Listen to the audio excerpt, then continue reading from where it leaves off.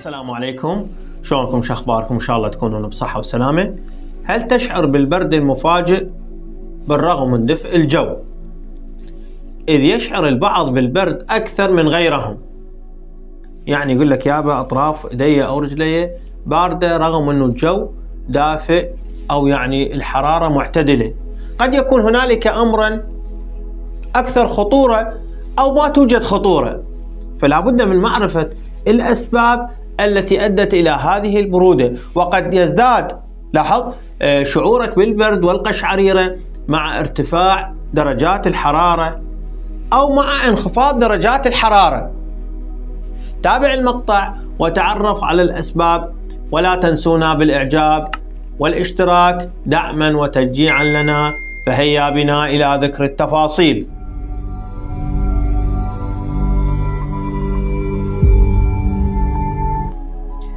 أسباب الشعور بالبرد المفاجئ كثيرة، وإحنا بهاي الدقائق راح نذكر أو نقتصر على ذكر أهم هذه الأسباب.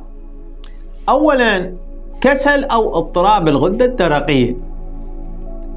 يؤدي كسل الغدة الدرقية إلى انخفاض مستوى هرموناتها المسؤولة عن نشاط عمليات الأيض والحرارة في الجسم، وبالتالي هذا الكسل يؤدي إلى بطء عمليات الأيض وانخفاض الطاقة والحرارة في الجسم، وبالتالي يكون لديك الإحساس بالبرودة. ثانيا، متلازمة رينود. إن شاء الله في أحد المقاطع راح نتعرض إلى ذكر تفاصيل هذه المتلازمة بشكل موجز وسريع، فإلى ذلك الحين.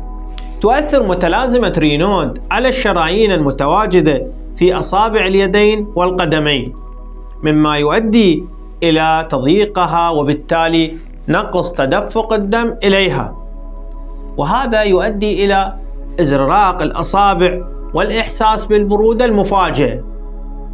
هاي ثانيا. ثالثا، مرض الشريان المحيطي.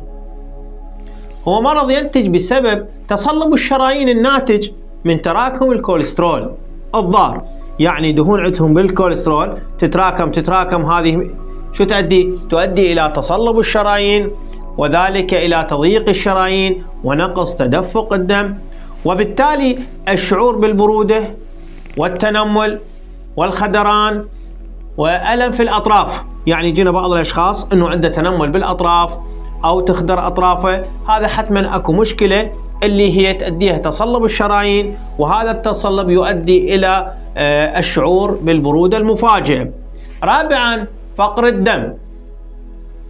إن الشعور بالبرد المفاجئ أحد أعراض فقر الدم، يعني ممكن الطبيب يشخص هذه الحالة عندما يجري تحليل أنه يبين الشخص عنده فقر دم، إذ ينجم فقر الدم بسبب نقص في عدد الكريات الدم الحمراء نتيجة نقص الحديد أو حامض الفوليك، وبالتالي نقص كمية الأكسجين التي تصل لخلايا الجسم، يعني هذه تعيق وصول الأكسجين فيشعر الشخص بالبرودة المفاجئة. خامسا، انخفاض سكر الدم.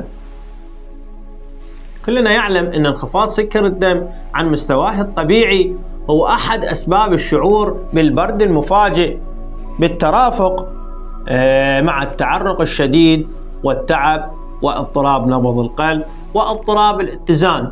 هذه تؤدي بنا إلى الشعور بالبرد المفاجئ، يعني كلما انخفض لديك سكر الدم ازدادت لديك الشعور بالبرد المفاجئ. سادسا، اعتلال الكلية السكري. يعرف تلف الكلى الذي يحدث نتيجة لمرض السكري باسم اعتلال الكلية السكري، ويعد الشعور بالبرد أحد أعراضه، يعني أحد أعراض هذا المرض هو الشعور بالبرد المفاجئ. سابعا، فقدان الشهية العصبي. نعم، هو اضطراب في الأكل يتميز بفقدان الوزن أو زيادة الوزن بشكل غير كاف. قد يقوم الشخص المصاب بالامتناع عن تناول الطعام بشكل مكثف أو ممارسة الرياضة بإفراط أو التقيؤ، هذه كلها تؤدي إلى الشعور بالبرد المفاجئ. ثامنا، التعرض لظروف جوية باردة، يعني أنت كنت في جو شديد البرودة، طبعا راح تشعر بالبرودة المفاجئة. قد يكون الشعور بالبرد المفاجئ نتيجة لتعرض لظروف جوية باردة، مثل الهبوط الحاد في درجات الحرارة أو الرياح الباردة. هذا يؤدي إلى فقدان الحرارة من جسمك بسرعة وإحساسك بالبرد المفاجئ. تاسعا، الإجهاد والقلق. نعم، هذه النقطة تؤدي إلى الشعور بالبرد المفاجئ.